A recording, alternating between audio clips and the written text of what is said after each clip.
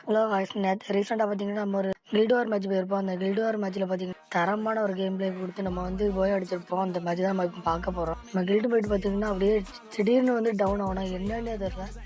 ஆப்போசிட்டில் வந்து கார்னேட்டிவ் வச்சு ப்ளே பண்ணுவான்னு நினைக்கிறேன் மக்களே. அப்படியே பார்த்தீங்கன்னா பேக் அடிச்சுட்டு அப்படியே எங்கே இருக்கான்னு தெரியல. இனி அப்படியே பார்த்தீங்கன்னா நம்ம ரொட்டேட் பண்ணி அங்கேயுமே எனிமே பார்த்துக்கிட்டு இருந்தோம்.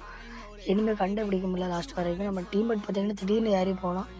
சரி போவோமே பின்னாடி அப்படின்னு போனால் திடீர்னு நம்ம டீம்மேட் பார்த்துட்டு டவுன் ஆகும். என்னன்னு பார்த்தா ஆப்போசிட்டில் பார்த்து கார்னேட்டிட்டு MI2 வச்சு அடித்தாங்க. திரும்ப அடிச்சிருந்தா நம்ம டீம்மேட்டும் நமக்கு தப்பு ப்ளாக் போட்டு இருந்தால் அவனும் வெளியே போனோம். ரிவ்யூ பண்ணலான்னு பார்க்க அந்த ஒரு செகண்டுக்குள்ளே கில் எடுத்துட்டான மக்கள். லாஸ்ட் வரைக்கும் நம்ம ஃப்ரெண்டு கூட நம்ம பேக்கப் கொடுத்து கடைசியாக பார்த்தீங்கன்னா நம்ம ஃப்ரெண்டு தான் நம்மளுக்கு போய் அடிச்சு கொடுத்தோம்.